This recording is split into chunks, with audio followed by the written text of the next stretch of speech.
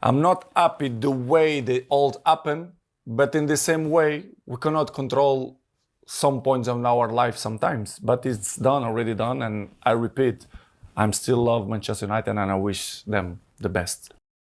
Right guys, this is the first episode of my new series, Rio Meets. And there's nowhere else I wanted to start, man, than starting with one of my good old teammates, Cristiano Ronaldo. We wanted to go to the top and go out big from the start, and we've done it. That's why I've just landed in Portugal, and he's invited me around to his house, and we're gonna get behind the scenes and get to know Cristiano just a little bit more than you have before.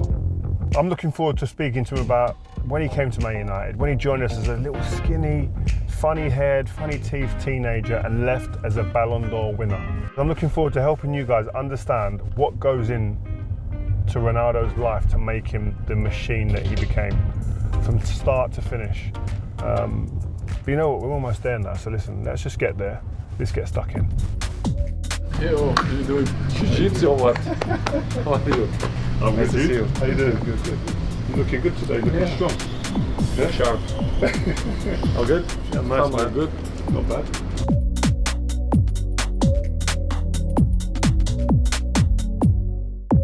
It's a pleasure for me to be with you. As I told you before, we had a great relationship. We played together, and for me, now you are a big star, a big journalist. You fucking liar. No, it's good. I'm looking forward to it, man. I didn't think last night. Yeah.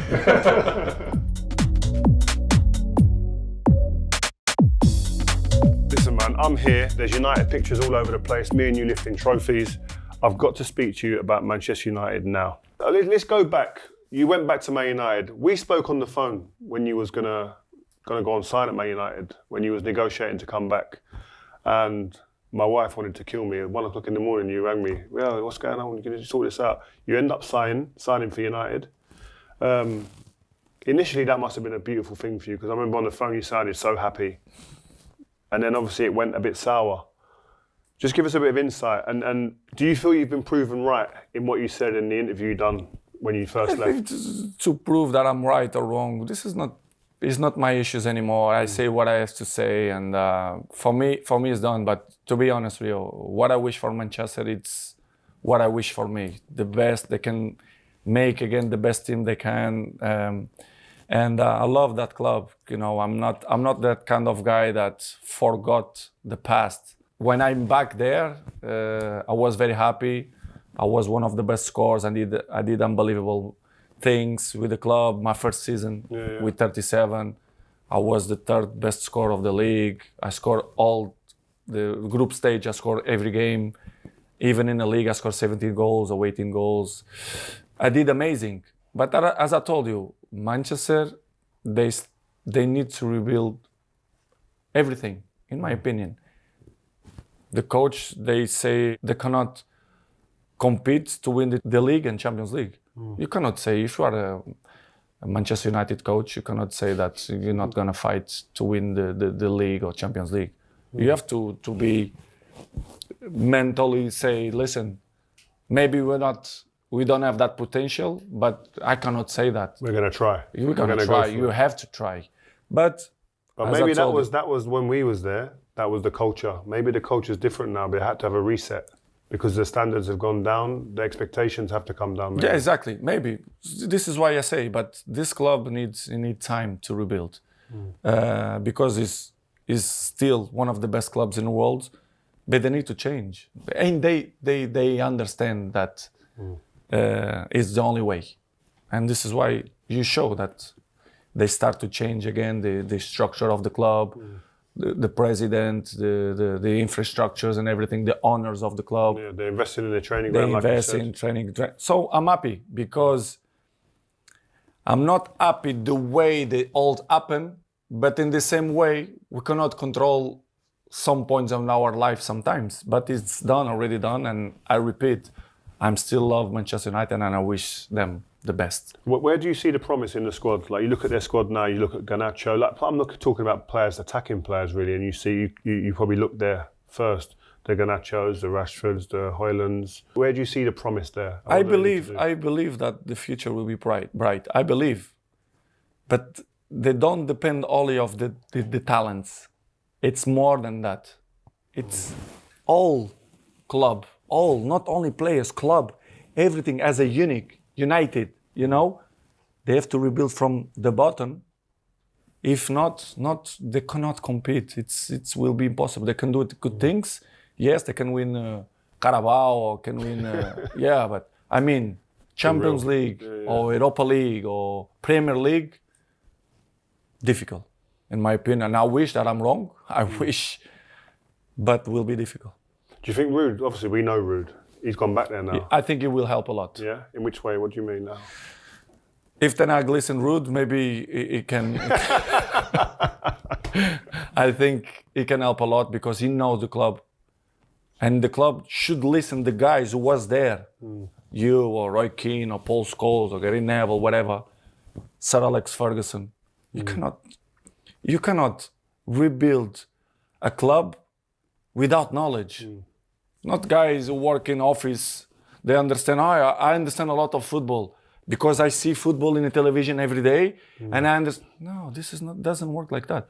The people who understand the football, it was 99% is the people who was there in a dressing room, who was player, who was the most successful coaches in the world.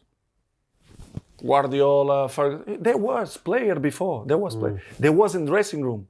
They understand. They know how to deal with the players. It's the people who understand the things. You understand? It's true. If you want to go Formula One now to be injured, you don't know. I don't know. You understand? It should be guys who work that. It's like if you have electricity problems in your house, you don't call the plumber. You don't Exactly. call the guy. No, but I in my computer, I know how to change. No, this doesn't work like that. It's true, it's true. You understand what I mean? So I believe that Ruud gonna help because he was inside the club. He knows the club. He knows the fans. If the coach listen to him, I think they can improve a little bit the club. That takes me back to when you was a kid. You turned up at Man United, and this isn't about it's about football, but it's more about you. You turn up, skinny, Fraquinho. and the hair is crazy. With spaghetti. Yeah, spaghetti hair, the teeth is all over the place. Right? And you're the entertainer. You come, you're doing skills, the people, they can't believe it. I remember Ruud was the main man. Everybody coming after the saying, Ronaldo, after. Even he couldn't believe it. Like, everyone was like, wow. And you was all about step over entertainment.